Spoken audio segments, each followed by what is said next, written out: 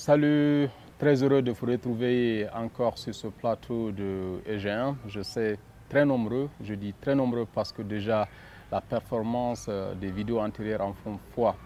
La première vidéo à ce jour, nous avons dépassé la barre de 55 000 impressions, c'est-à-dire 55 000 personnes ont vu la vidéo circuler et plus de 10 000 personnes ont déjà regardé la vidéo au moins 3 fois. Et la deuxième vidéo est aux environs de 45 000 impressions. Donc cela veut dire que plus de 45 000 personnes ont vu la vidéo circuler. Et plus de 12 000 cette fois-ci, personnes ont vu la vidéo au minimum 3 fois. Cette performance, c'est grâce à vous. Nous vous remercions et nous osons espérer que vous allez continuer à nous soutenir. Alors, et dans cette vidéo, la deuxième vidéo qui portait sur la question de la définition de l'ethnie, on a eu énormément de retours, ce qui est tout à fait normal.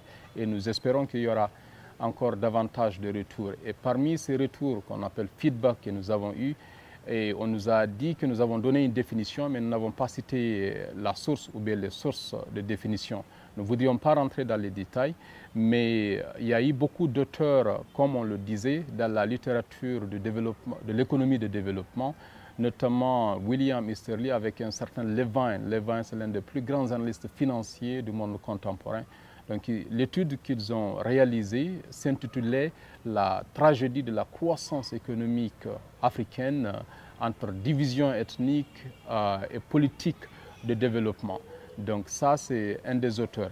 Alors eux, ils ont basé leurs études sur des données qui avaient été collectées dans les années 60 par l'Union soviétique. Il y a un institut qui s'appelle Miklou-Maklay. Ça, c'est un terme russe que je ne maîtrise pas bien. Alors, ces données ont été traitées et publiées dans le Narodov Mira, l'Atlas des peuples du monde.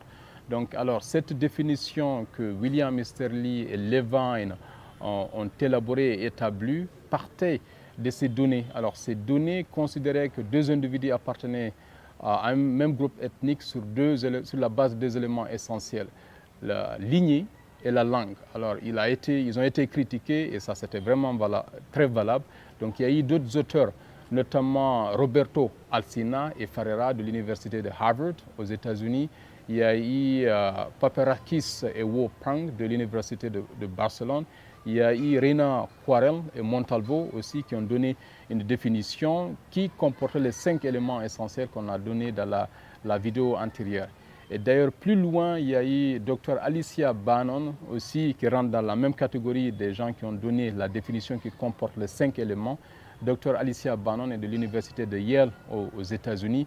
Ils sont partis plus loin parce qu'ils ont trouvé en fait que la composition sociologique était si importante dans la détermination de la performance en matière de développement des pays. Ils ont cherché à savoir, ils ont fait un exercice pour chercher à savoir quel est ce qu'ils appellent le facteur de catégorisation identitaire le plus élevé chez l'être humain. C'est-à-dire ce qui amène l'homme à se rétracter, nous, êtres humains, à nous rétracter derrière ce que nous sommes, nous braquer contre les autres. Donc, alors, ils ont réalisé cette étude dans 27 pays en voie de développement, notamment en Afrique. Ils ont pris la religion, la classe sociale et l'ethnie. Alors, après la fin de l'étude, ils ont trouvé que de loin, l'ethnie est le facteur de catégorisation identitaire le plus élevé chez l'être humain. Cela veut dire quoi? Cela veut dire, par exemple, si vous êtes Soussou, vous qui me regardez, vous entendez que quelqu'un a eu un prix Nobel à Oslo, à Oslo, vous serez beaucoup plus heureux de savoir que ce dernier est Soussou que d'apprendre qu'il est musulman, par exemple, si vous êtes musulman, ou bien d'apprendre qu'il est de la même classe sociale que vous. Et si, par exemple, vous êtes Thomas, vous apprenez qu'un Thomas a été arrêté et emprisonné aux États-Unis. Si vous apprenez plutôt que quelqu'un a été arrêté et emprisonné aux États-Unis, vous serez beaucoup plus malheureux d'apprendre que ce dernier est Thomas que d'apprendre par exemple qu'il est chrétien, si vous êtes chrétien, ou bien qu'il est de la même classe sociale que vous. Mais ils ont trouvé que cette dimension de l'être humain est beaucoup plus élevée et intense dans le cadre d'une compétition politique. Donc c'est un peu cela la définition et certaines manifestations de l'ethnie. Et cette vidéo aujourd'hui, elle porte sur quoi? Elle porte sur le nombre de groupes ethniques en Guinée. Parce que, comme on a dit, il a été trouvé que la question de l'ethnie est un facteur déterminant dans la définition de la performance de la Guinée en matière de développement. Et le plus grand problème, c'est que les gens ne le savent pas. Alors aujourd'hui, l'exercice auquel nous nous attelons, c'est de savoir si réellement les Guinéens eux-mêmes savent il y a combien de groupes ethniques en Guinée. Donc nous allons sortir sur le terrain pour interroger les gens. On revient tout de suite. Selon vous, il y a combien de groupes ethniques en Guinée? Je pense qu'il y a 5 groupes ethniques en Guinée. Vous êtes sûr? Oui. 5. 5, oui. Merci beaucoup. Merci. En Guinée, il y a combien d'ethnies? En Guinée, il y a 16 ethnies. 16 ethnies. Oui. Vous êtes sûr? C'est selon mes compréhensions. Selon votre compréhension, votre connaissance? Oui. Merci beaucoup. Merci. Selon vous, vous me donnez un chiffre. Il y a combien d'ethnies en Guinée? En fait, les ethnies, il y a un certain nombre parce que puis. Un nombre? Oui, il y a un nombre. Oui. Le nombre, c'est le combien? Selon mes expériences, je dirais qu'il y a à peu près environ une quinzaine. Quinzaine? Oui. Donnez pas un chiffre?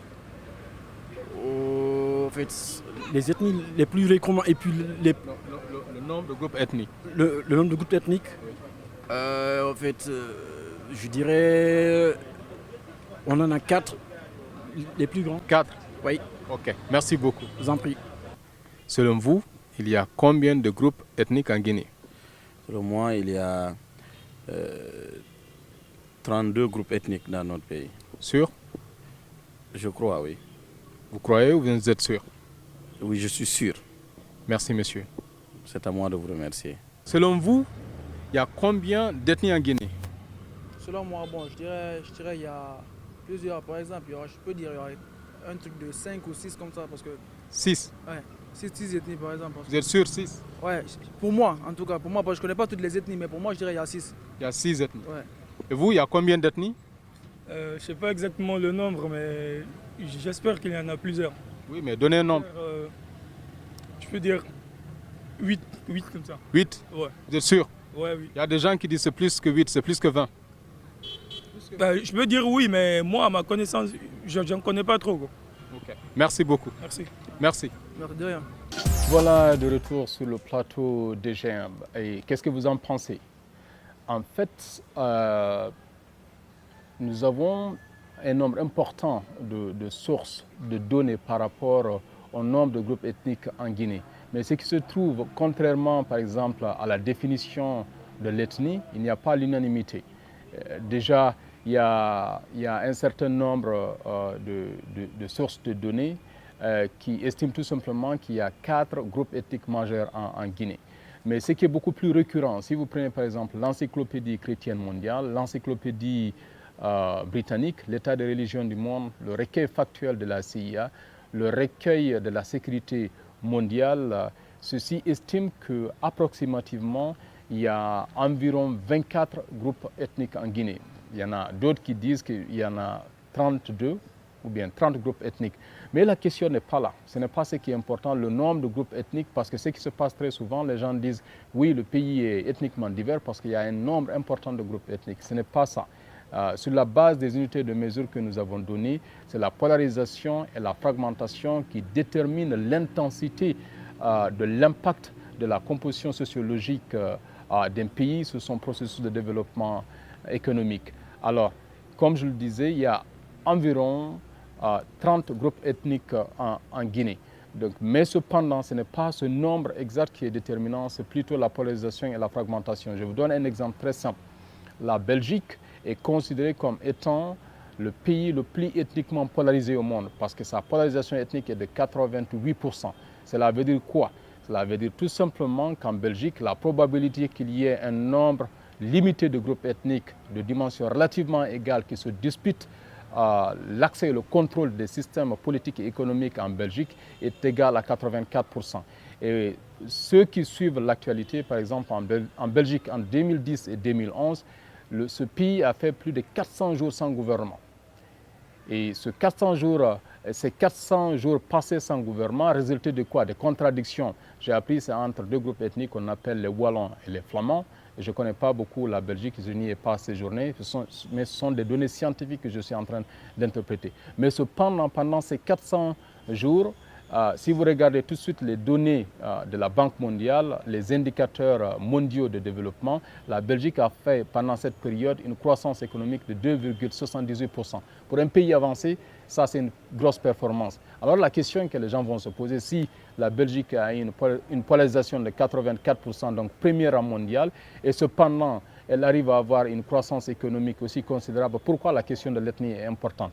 Moi je dirais la question c'est quoi? Qu'est-ce que la Belgique a que la Guinée n'en a pas? Parce que nous avons plus ou moins la même polarisation ethnique. Et la Belgique n'est pas la seule, parce que les États-Unis d'Amérique, la Suisse, la Malaisie et la Chine sont plus ou moins dans le même engrenage de polarisation et de fragmentation ethnique que la Guinée. Mais la Guinée et tant d'autres pays africains n'arrivent pas à s'en sortir, n'arrivent pas à déclencher un processus de croissance économique. Alors la question est que qu'est-ce que ces pays qui n'arrivent pas à se développer manquent que par rapport à la Belgique et les autres pays qui sont dans le même engrenage en ont et qui arrivent à se développer? C'est ça la véritable question.